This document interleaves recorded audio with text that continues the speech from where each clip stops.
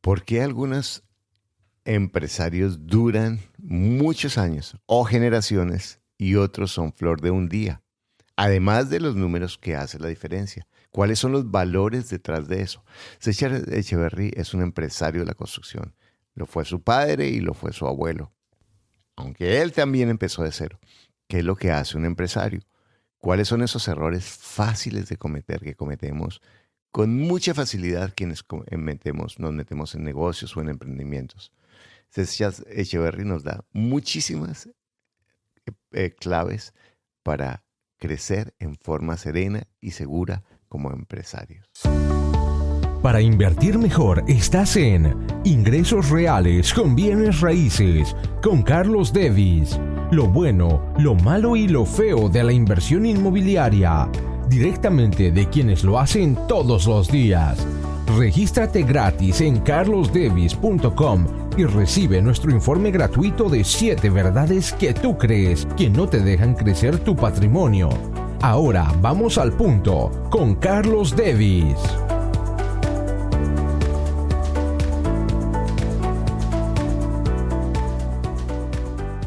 Te doy de nuevo la bienvenida a Ingresos Reales con Bienes Raíces y quiero invitarte muy especialmente antes de este episodio que va a estar espectacular a nuestra gira en la que estaremos en Medellín el 3 y 4 de marzo, en Bogotá 11 y 11 de marzo, en Barranquilla 17 y 18 de marzo, en México 28 y 29 de abril y en Nueva York 11 y 12 de mayo. Podrás conocer inversionistas, abrir tu mente. Esto es bueno para personas que están comenzando o no tienen nada, o para inversionistas que ya tienen muchas cosas, porque se les va a abrir la mente de alternativas que ni siquiera soñaban. Espero conocerte. Si quieres ya, ve carlosdevis.com y aprovecha los descuentos que tenemos si te inscribes pronto, porque el precio va subiendo y los cupos se están agotando. Me encantaría conocerte y esta es una excelente oportunidad para crecer financieramente y cambiar tu pensamiento en muchas formas. Te espero. Hola, mi nombre es Richard Cárdenas, tengo 47 años, soy ingeniero de sistemas, vivo en Bogotá y he crecido escuchando Ingresos Reales con Bienes Raíces. Disfruta de este episodio.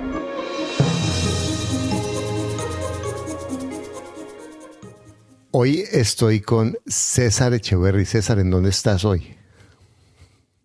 Carlos, me encuentro en este momento en mi casa frente al computador haciendo algunas búsquedas de propiedades y inmuebles. Porque César es estudiante, para mí un privilegio, es un empresario exitoso, un hombre maravilloso y es estudiante del programa de mentoría del taller de bienes raíces y vives en Medellín, ¿no, César? Sí, Carlos, en Medellín me encuentro ubicado. Bueno, cuéntanos. Y todo mi desarrollo empresarial lo realizamos pues aquí en la ciudad de Medellín y sus alrededores. Cuéntanos un poquito de tu vida, César. Cuéntanos cómo creciste, un poco del contexto de tu crecimiento para convertirte en empresario. Sí, Carlos, mira, yo soy un ingeniero agrónomo que me dediqué a la construcción por casualidad. Siempre los trabajos que me resultaban cuando estaba en la universidad para complementar mis estudios me aparecían oportunidades siempre haciendo dibujos técnicos en AutoCAD. Me aparecieron algunos trabajos realizando reglamentación de propiedad horizontal con mi señor padre. ¿Te aparecieron o te los buscaste? No, porque a mí me gusta eso. Si algo se me aparece sin hacer nada, me gusta. Sí.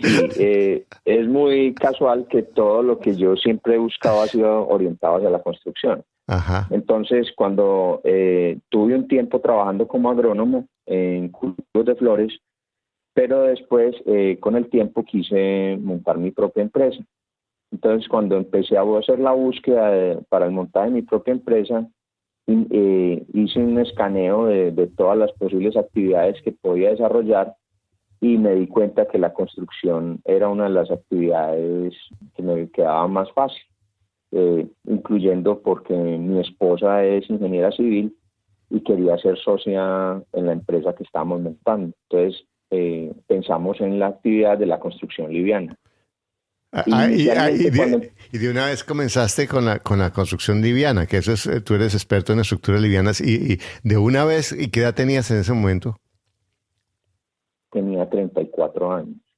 Y entonces, y tu papá era constructor, o de dónde viene o es sencillamente porque Sí, tu esposa? ¿Por qué la construcción? mi papá ha sido constructor, mi abuelo ha sido constructor y mi bisabuelo también era constructor.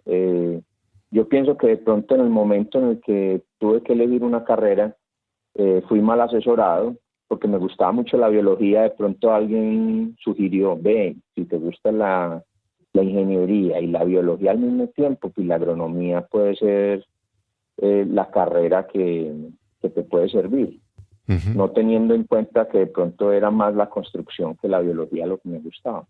Ujú. Y sí, siempre estuve cercano a la construcción desde muy niño.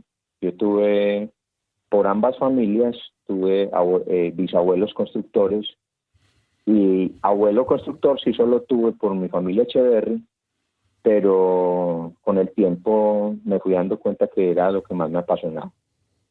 Bueno, yo no puedo dejar la tentación de hacer esta pregunta bueno, ¿qué hizo tu papá o tu abuelo para sembrar en ti la vena de empresario que tú le recomendarías a otros padres hacer por sus hijos?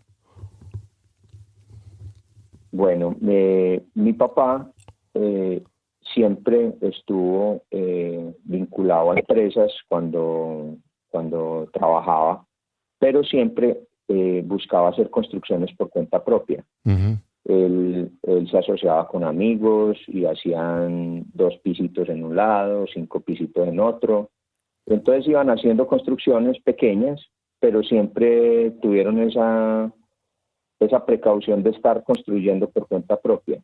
Ujú. Entonces, yo de niño veía todos los esfuerzos que hacía mi papá, financieros, esfuerzos en la búsqueda de los inmuebles, eh, y todos esos esfuerzos fueron los que de pronto yo veía que eran una forma fructífera de conseguir el dinero. Ujú. Eh, y así fue que fui aprendiendo de ellos. Mi abuelo también fue un empresario de la construcción. Él tenía depósitos y fabricaba adobes. Entonces, de todas esas historias uno iba aprendiendo cosas que, irónicamente, mi abuelo hacía adobes y es lo último que yo quiero instalar, un adobe. Pero sí le aprendí la vena empresarial. Pero tu papá te involucraba en sus proyectos, porque lo que yo quiero, Sí. ¿cómo te involucraba? Porque a mí lo que me parece importante no es lo que él hacía, sino cómo tú aprendiste a hacerlo. Porque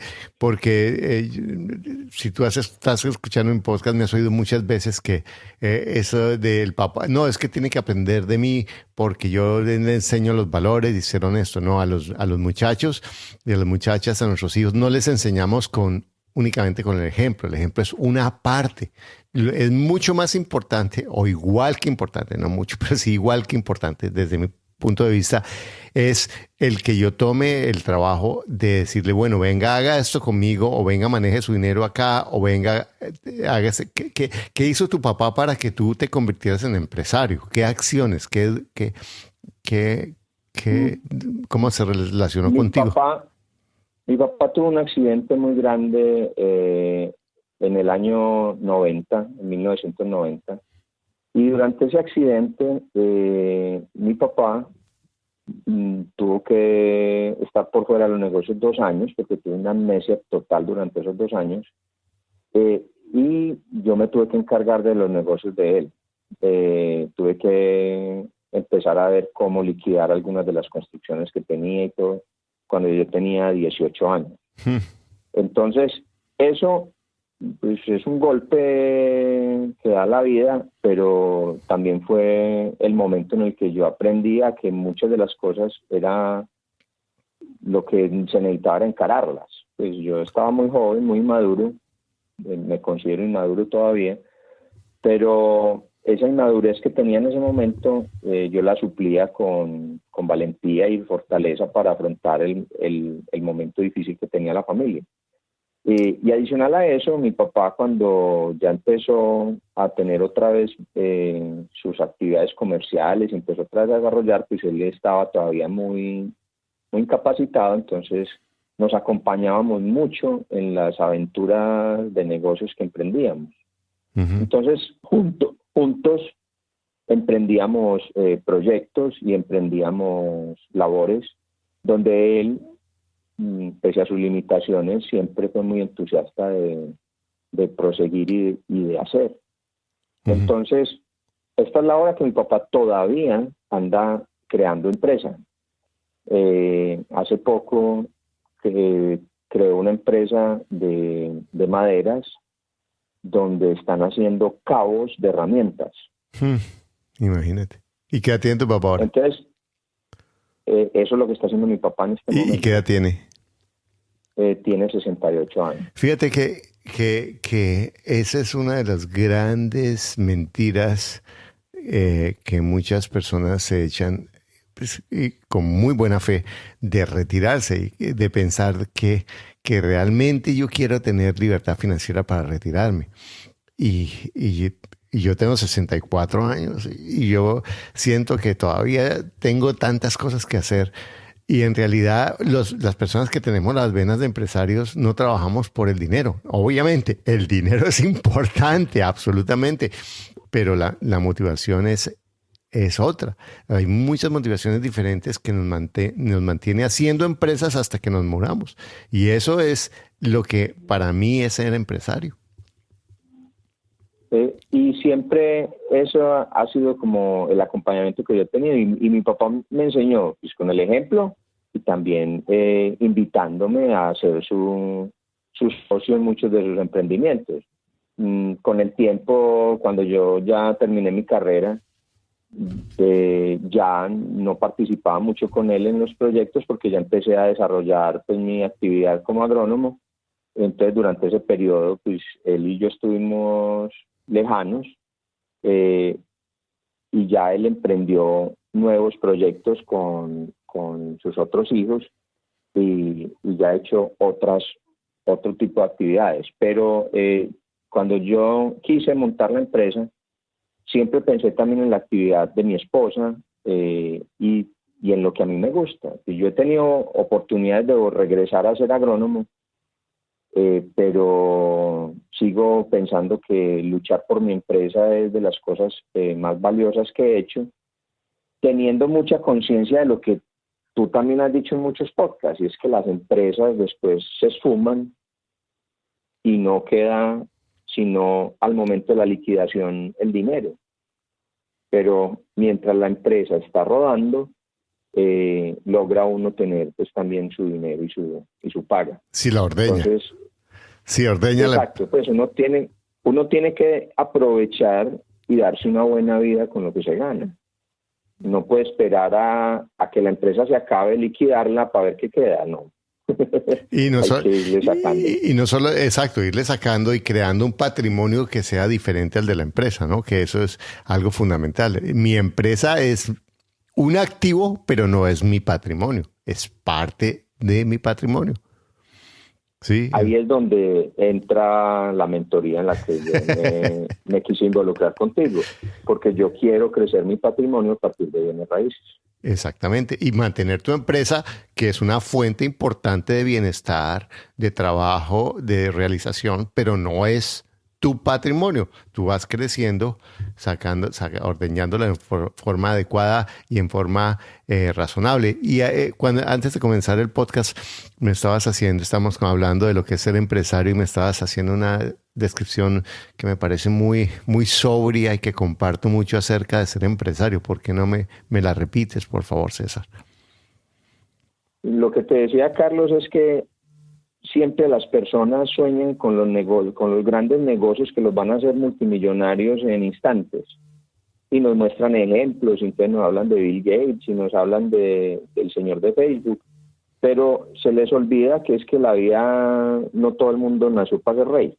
Entonces, hay empresas en las que la gente quisiera enriquecerse muy rápido y no se dan cuenta que el nivel de utilidades y de márgenes no son tan tan hiper mega sorprendentes, sino que los negocios reales tienen un 20, un 10 o un 5, como lo decías en el último podcast, en el 61, que son los ingresos reales que se obtienen en el mundo real. Entonces, ser empresario no es pretender enriquecerse de la noche a la mañana, sino que es saber que uno tiene un objeto social, que tiene unos trabajadores por los cuales tener responsabilidades, que ser responsable con los impuestos, es ser responsable con tu familia, ser responsable con la sociedad en general. Entonces eso requiere de una seriedad que tiene que ser a toda prueba. Uno no puede estar diciendo falsedades o mentiras, entonces tiene que ser muy, muy modesto y muy trabajador, y al mismo tiempo tener esa conciencia de la responsabilidad que se tiene tan grande.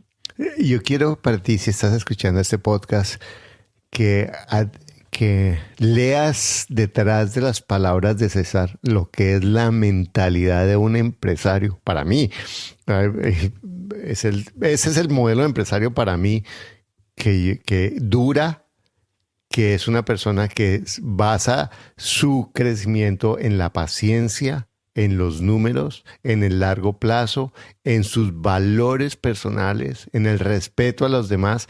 Fíjate que en esas pocas palabras de César está contenido lo que hemos hablado tantas veces. Eso es ser un empresario. No es el empresario del que yo hablo, no es el que apenas va a hacer el negocio, compra el carro último modelo y la oficina para impresionar a la gente. Ese empresario seguramente no dura mucho. A lo mejor sí, pero la mayoría de quienes hacen eso, o yo cuando lo he hecho eso, ha sido flor de un día. El empresario que dura es el empresario que mira desde la funcionalidad, desde lo que va a hacer, lo mide, da pequeños pasos consistentemente, sabiendo que no va a florecer la cosecha mañana, ni pasado mañana, pero que cada día va a florecer un poquito. Él habla de la gente, él habla de cumplir las normas, porque no puedo crecer, es imposible crecer sin crear un sistema. Un sistema es algo que sea predecible. Lo único que es predecible son los procesos basados en reglas, en normas, en valores, en acuerdos. Y eso es lo que hace un empresario. Y tú puedes ser empresario. Estábamos hablando con César cómo algunas veces les venden a las personas visiones de empresarios y lo hacen a veces las empresas de multinivel. Y yo he estado en multinivel muchos años en mi vida, he ganado dinero en multinivel y me parece que es una oportunidad espectacular si escojo bien la empresa, porque también es muy importante escoger bien la empresa. Pero el multinivel es un negocio, como cualquier otro negocio, que no me voy a volver rico mañana y que es el resultado de mi trabajo y que al comienzo tengo que aprender y las cosas no van a funcionar y me voy a equivocar y voy a gastar aprendiendo. Por eso no es como, ay, voy a ser entusiasta y voy a ser optimista y me la juego toda y termino gastando recursos que no tengo, fracasando en mi proyecto empresarial y después terminando con la falsa percepción de que yo soy mal empresario, soy malo para los negocios, cuando sencillamente no tuve paciencia para dar los pasos serenos, frugales, respetuosos, de visión de largo plazo que nos está describiendo César. Y otra cosa que sí. Yo he notado mucho en los podcasts cuando he ido escuchando todo lo que hablan acerca de lo que es el mantener esa persistencia a pesar de los fracasos. O sea, mucha gente cree que uno puede decirse a sí mismo, yo voy a ser rico de la noche a la mañana y por tener la energía positiva todo me va a llegar. No. Lo que pasa es que sí hay que mantener esa energía positiva a pesar de las cosas malas. Pues mantener la energía positiva viento en popa, eso es muy fácil. Pero cuando las cosas se presentan, porque siempre va a haber contraposiciones, siempre. Ahí es donde hay que mostrar de qué está hecho el verdadero empresario. Exacto. Yo, ¿por qué estoy pensando en los bienes raíces? Por la solidez que tienen, pero también porque son la parte final del negocio que a mí me gusta. O sea, a mí me gusta la construcción. Y como, ¿qué es lo que se hace con construcción? Pues bienes raíces. Y Lo que me gusta a mí de los bienes raíces es la seriedad que se requiere para uno hacer los negocios. Uno encuentra mucha gente que muchos negocios, empezando por el multinivel, pues te pintan, o las monedas virtuales que también las mencionaste. Uh-huh. Esos negocios generalmente te dicen que puedes obtener resultados muy rápido, y es cierto, eso es innegable. Lo que sí es que hay que trabajar muy duro, y la gente no se da cuenta de eso. La gente cree que esos negocios en los que van a poder entrar y las cuales van a ir llegando como por arte de magia. Y así no, pues esos son formatos y esquemas que no son los reales. Eso, como dicen ustedes, de eso tan bueno no dan tanto. Así es. y ese es el punto para que tú, mira, si tú eres capaz de manejar una casa, hablo de la señora que dice yo no entiendo de números, yo no soy empresaria, pero manejar una casa es manejar el mercado, y que es igual a manejar un inventario. Manejar el almuerzo y la comida y la ropa de los niños y sacarlos al colegio y saber que hay que llevar al niño al médico tanto y que hay que comprarle esto para que haga el trabajo y hay que ahorrar para que tengan lo del paseo. Eso es una empresa. Exactamente, es una empresa. Porque ahí tienes un presupuesto, tienes un sistema, tienes unos productos que son la comida, que es la ropa, que es la educación de los niños, y eso es una empresa. Si tú empiezas con esa misma actitud y te das cuenta que tienes la disciplina para hacer los valores, porque cuando yo me tengo que levantar a las 5 de la mañana, así me haya costado a las 3 para levantar a mi hijo a la escuela y llevarlo y así tenga la pataleta porque no quiere ir y tengo la persistencia de manejar mi genio y todo eso para manejar ese proceso, eso es exactamente una empresa.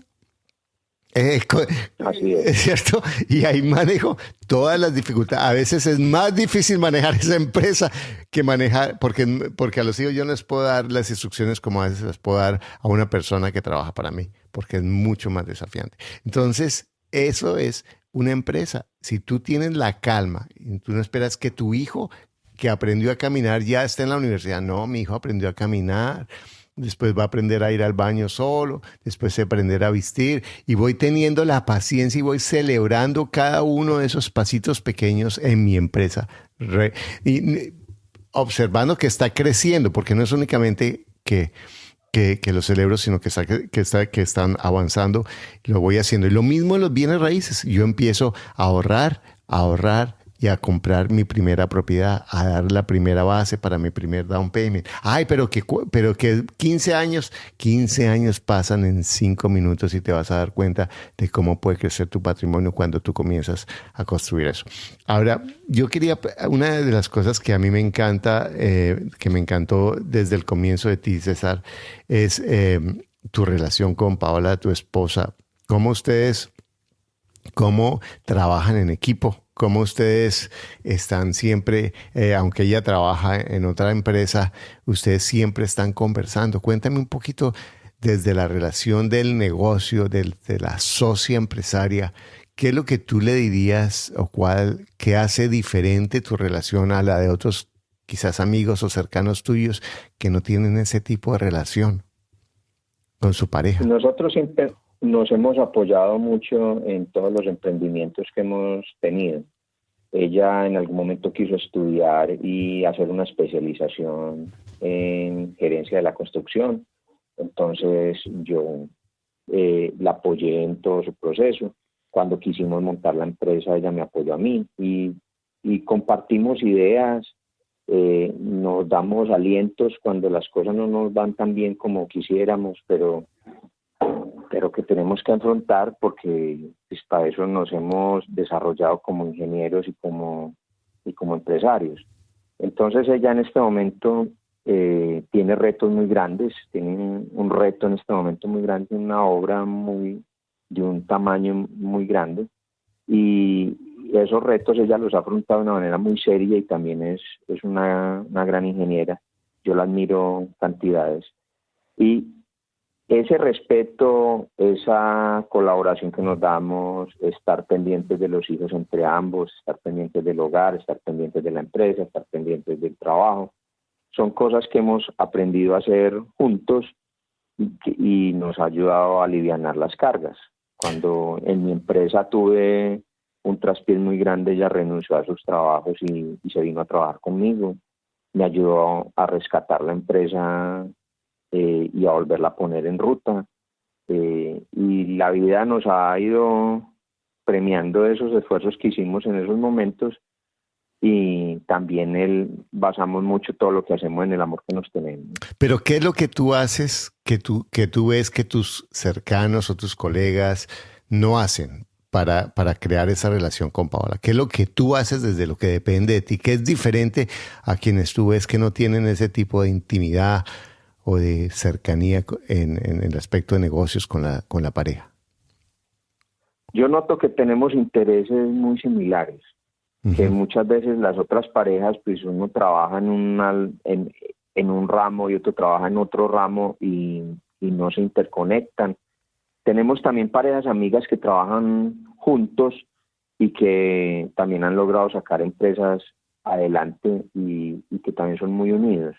Entonces lo que yo noto es que todo depende del esquema de pareja que las personas se monten. Hay gente que prefiere mantener alejada la relación laboral de la relación personal, y hay gente que le gusta trabajar junta. Nosotros no trabajamos juntos, pero sí nos hablamos y nos compartimos las cosas que nos pasan para apoyarnos, para que si tenemos un problema, pues el otro puede tener una idea que lo saque adelante. Y siempre basado en respetarnos mucho, en los conceptos distintos, porque ella y yo somos muy diferentes, pero que en los conceptos diferentes que tenemos encontrar las soluciones a los problemas que sí son compartidos. Y también en los problemas que tenemos individualmente también nos los compartimos, porque siempre el otro puede tener una idea que le dé luz a cómo hacer una buena solución. ¿Cuál es el peor error que has cometido como empresario? ¿Qué te ha costado más? ¿A qué lo atribuyes?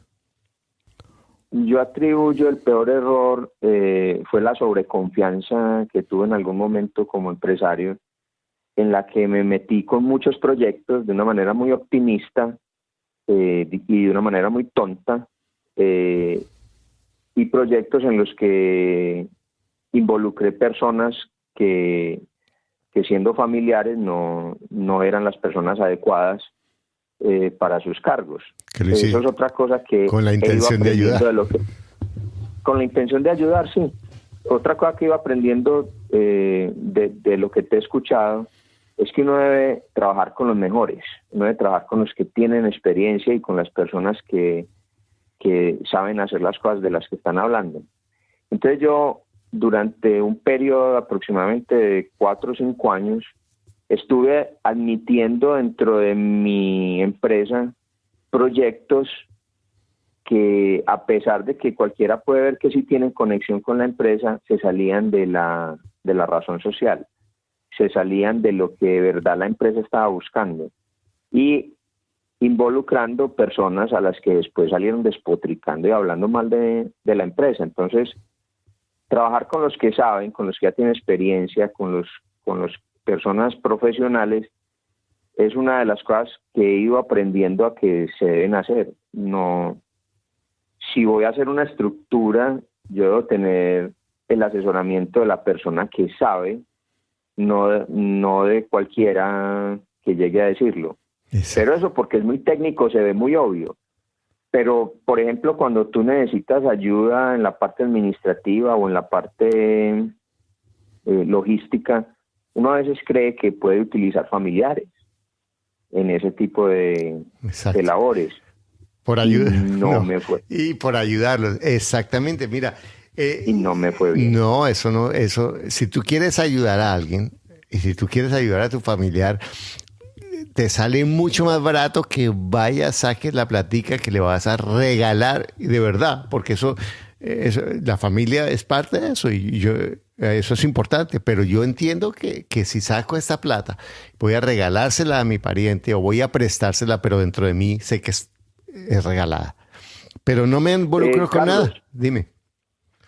Y te hablo de varios proyectos y varios incidentes porque también tuve un proyecto con una persona extranjera que llegó con un proyecto de unas máquinas especiales para hacer unas actividades en construcción, y yo le presté mucha atención, y lo único que me generó fue trabas a mi negocio, problemas. Entonces, a mí me da mucha risa, porque ahora yo le digo a mi esposa, yo no quiero no saber de mi empresa, o sea, de lo que sabemos hacer en la empresa, y exclusivamente, y bienes raíces. No quiero saber de más nada. O sea, hay que concentrar mucho los esfuerzos que se hacen, porque también en un podcast que te escuché de manejo, no en el podcast, sino ya en la mentoría, te escuché algo que me pareció muy, muy asentado, y es que las distracciones y los proyectos, cuando uno está buscando lograr objetivos, esas distracciones uno no las mide ni las cuantifica en la cantidad de recursos que te van a robar. Uh-huh. Entonces, ese tipo de proyectos te distraen a un punto en el que lo que de verdad importa se queda en un segundo plano. Entonces te desenfocas y haces que las cosas fracasen inevitablemente, porque es que si no estás con tu atención al 100% en tu objetivo, no vas a lograr hacer las cosas como deberían ser. Exacto. Generalmente terminas haciéndolas de afán, mediocremente, o de una manera que no es la adecuada. Exactamente, no, exacto. No, muy bien. Ahora quiero preguntarte un poquito de las construcciones livianas, que eso me llamó muchísimo. Hicimos con César lo invité como experto a la mentoría, porque nosotros invitamos, ese es uno de los privilegios que yo tengo en mi mentoría, y es que encuentro personas que saben muchísimo de cosas que yo ni siquiera sé que existen, o que tengo idea, pero que no soy muy, muy, muy superficial en eso. Y él tiene una empresa de construcción orientada a las construcciones livianas, en el drywall, que las construcciones o las estructuras, que yo tenía el paradigma antes de conocer a César, pues también hace muchos años que yo no vivo en Colombia, que eso en Colombia la gente dice, no, a mí o en Sudamérica, no, a nosotros nos gusta el ladrillo y no más. Eso, ¿cómo ese paradigma que te estoy comentando, qué tan cierto es? A ver, eso tiene muy poco de cierto, porque en realidad nosotros, al igual que cualquier industria, la construcción se ha ido desarrollando con nuevas tecnologías. Uh-huh. La tecnología de la construcción liviana es una tecnología que en Colombia era poco conocida, o en Latinoamérica en general, pero que se ha ido arraigando en ciertas actividades, pero que tiene un potencial de ir creciendo aún más. Por ejemplo, en Colombia hemos aceptado ya mucho lo que es la construcción de cielos rasos con el sistema drywall, pero la gente no se ha dado cuenta que el sistema puede permitir hacer construcciones completas e integrales, adicional a otros sistemas que son no tan livianos como el drywall, pero que sí son de una alta resistencia, como son el Durapanel.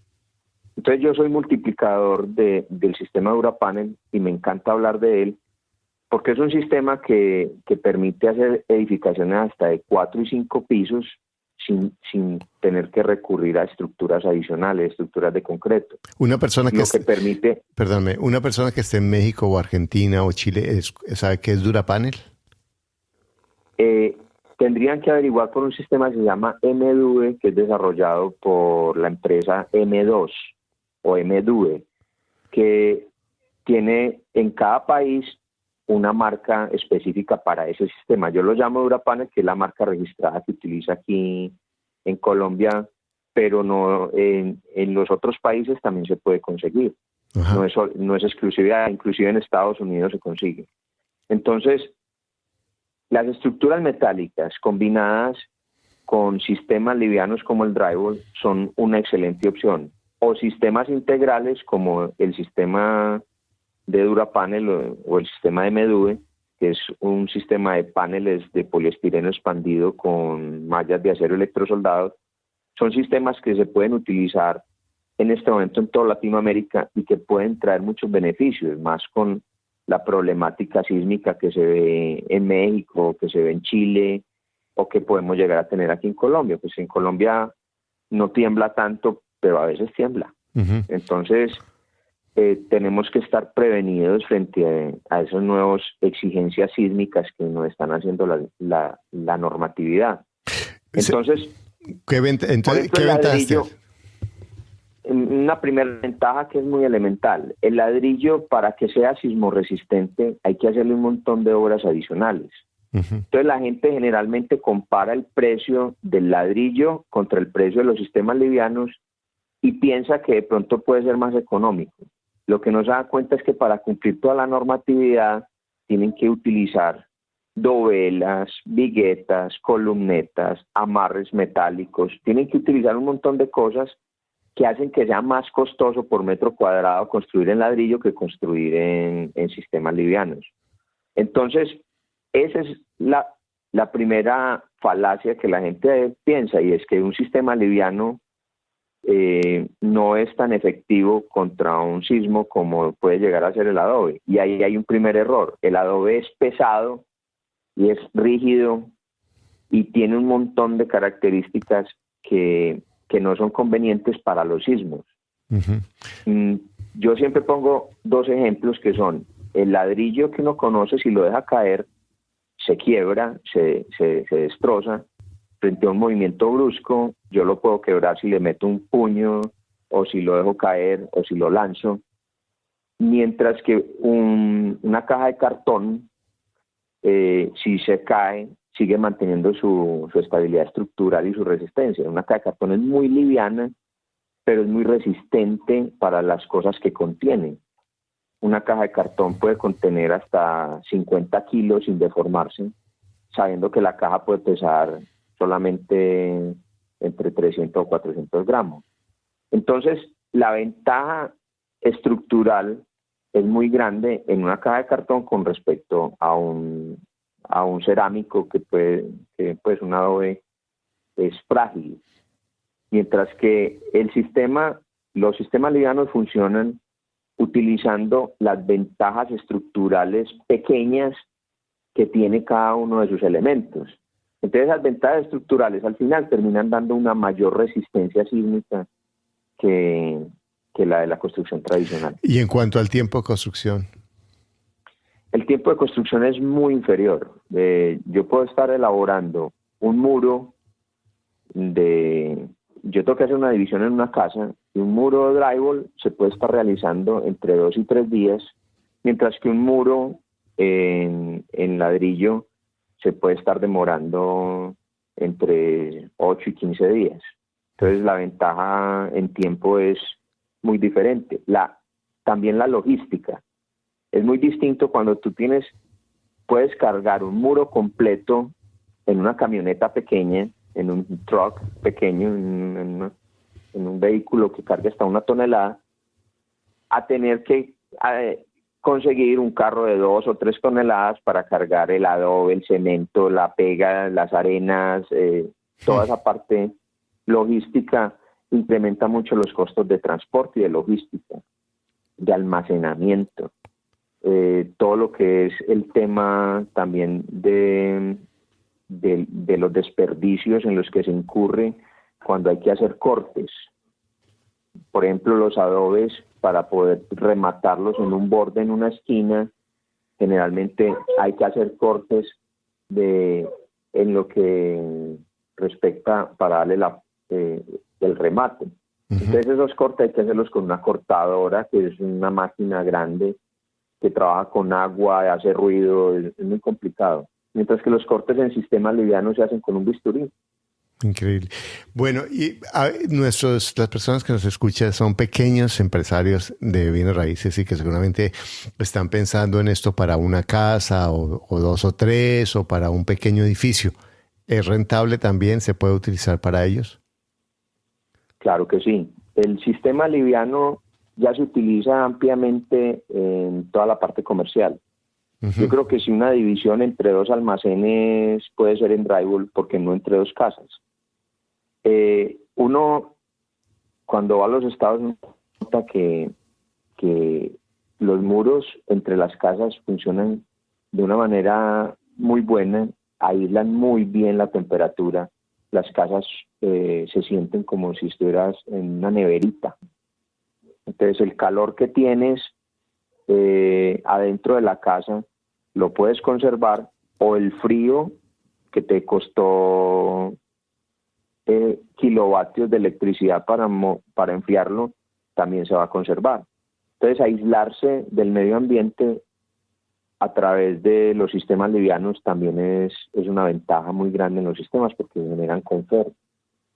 Bueno, una persona que quiera buscar en su área este tipo de construcciones, ¿cómo busca? ¿Drywall o construcción livianas? ¿Cómo busca en Google para buscar las empresas que hacen lo que tú haces?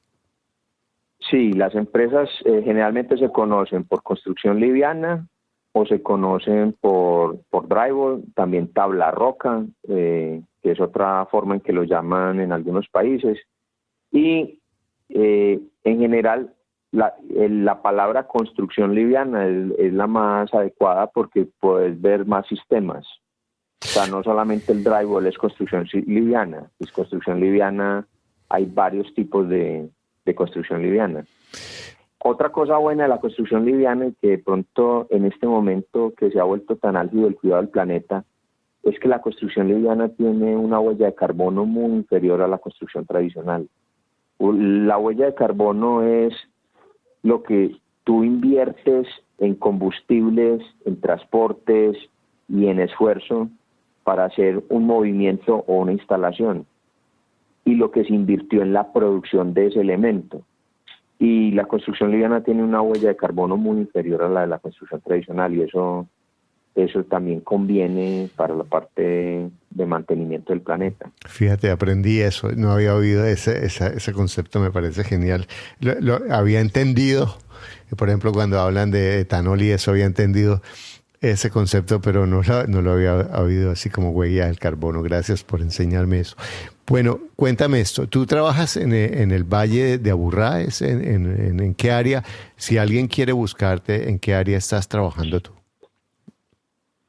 Sí, yo me he especializado en trabajar acá en Antioquia, en los municipios cercanos del Valle de Aburrá y el Valle de San Nicolás, lo que llamamos Río Negro. Y si alguien quiere buscar tu empresa y necesita en esa área, ¿en dónde puede conseguirte, César? Sí, www.projip.co, que es mi página web. Ahí encuentra mi contacto. Projip, ¿me deletreas Projip, por favor? Sí, Projip se escribe P de papá, R de ratón, O de oso, G de gato, Y de yate, P de papá. .com. Ok. .co, no, .co, ya. de Colombia. Ok. No .com, sino .co. Ok. Bueno, César, muy buena la entrevista. De verdad, César fue uno de los invitados que trabajamos más profundamente este tema en la mentoría. Es mucho lo que tenemos que hablar. Nos vamos a tener la oportunidad de conocernos con Paola y con César ahora en un par de semanas en Bogotá. Y muchas gracias. Y bueno, ¿qué le dirías a alguien que quiere ahorita ser empresario y que ve lejos de donde tú estás, que para dar ese próximo paso o esos próximos pasos?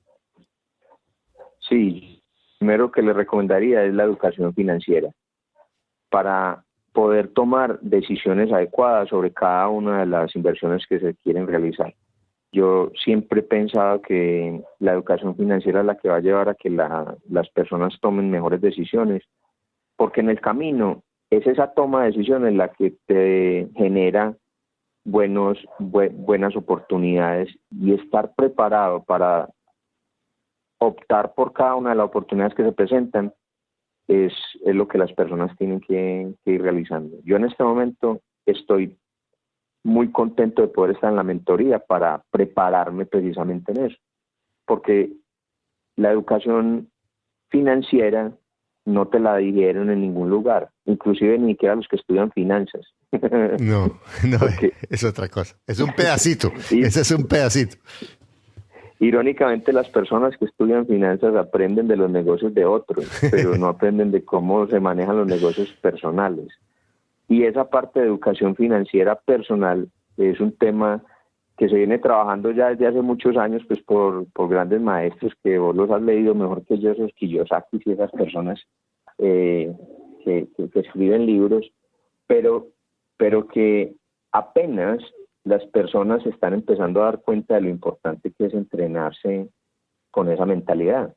Yo creo que estamos viviendo una oportunidad muy grande porque antiguamente las personas solo podían aprender de educación financiera de sus padres y en algunas ocasiones de algunos mentores que la vida les daba por casualidad. Ahora nosotros tenemos la oportunidad de buscar esos mentores, de poder aprender de los que saben de una manera más abierta y mucho más libre. Y la cantidad de literatura que hay también es muy grande. Entonces, educarse es fundamental para tomar buenas decisiones y lograr llevar a cabo los proyectos que cada uno quiera. Y pues nosotros los que estamos en el curso de mentoría, pues elegimos que sean los bienes raíces. Exacto. Pues tenemos esa gran pasión por los bienes raíces, pero yo sé que las personas pueden educar financieramente pues en cada rama que deseen. Pues nosotros estamos aquí es porque estamos escuchando cómo crecer con bienes raíces. Exacto. Y eso es lo que para nosotros es una gran oportunidad. Genial, César. Bueno, y tú que estás escuchando esto, nos cae la metáfora del ladrillo y la construcción ligera. El paradigma anterior era yo tengo que aprender con el ladrillo, a ladrillazos de experiencia o que la vida me enseñe, ¿cierto? Cuando existe la construcción liviana, la posibilidad de aprender de los errores de alguien que ya los ha cometido, de aprender de alguien que quiere compartir contigo eso, de aprender que puedes evitarte muchísimos recovecos en tu construcción financiera si planificas, si te educas, si te organizas. Muchas gracias, César. Me saludas a Paola y nos vemos en un par de semanas. Y a ti que estás escuchando, asume que en este momento, dime. No, que tengas una feliz tarde, también me iba a despedir, pero dime lo último. No, gracias. No, quería decirte a ti que estás escuchando que te felicito por escuchar y que recuerda que tienes todo lo que necesitas ya en este momento para ser feliz. Ya eres abundante, mira a tu alrededor todo lo que tú tienes. Mira, compárate con el 98.9% de la población y tú eres un millonario, una millonaria que... Enfócate en lo que tienes, enfócate en lo que has hecho, enfócate en tu fuerza, enfócate en tus recursos y continúa educándote financieramente. Te espero en el próximo episodio de Ingresos Reales con Bienes Raíces. Te doy de nuevo la bienvenida a Ingresos Reales con Bienes Raíces y quiero invitarte muy especialmente antes de este episodio que va a estar espectacular a nuestra gira en la que estaremos en Medellín el 3 y 4 de marzo, en Bogotá 11 y 11 de marzo, en Barranquilla 17 y 18 de marzo, en México 28 y 29 de abril y en Nueva York 11 y 12 de mayo. Podrás conocer inversionistas, abrir tu mente. Esto es bueno para personas que están comenzando o no tienen nada, o para inversionistas que ya tienen muchas cosas porque se les va a abrir la mente de alternativas que ni siquiera soñaban. Espero conocerte. Si quieres ya, ve carlosdevis.com y aprovecha los descuentos que tenemos si te inscribes pronto, porque el precio va subiendo y los cupos se están agotando. Me encantaría conocerte y esta es una excelente oportunidad para crecer financieramente y cambiar tu pensamiento en muchas formas. Te espero. Gracias por escuchar tu podcast Ingresos Reales con Bienes Raíces. Únete a nuestro blog y audio semanal en carlosdevis.com. Conoce nuestros talleres de bienes raíces, visítanos en Facebook y deja tus comentarios.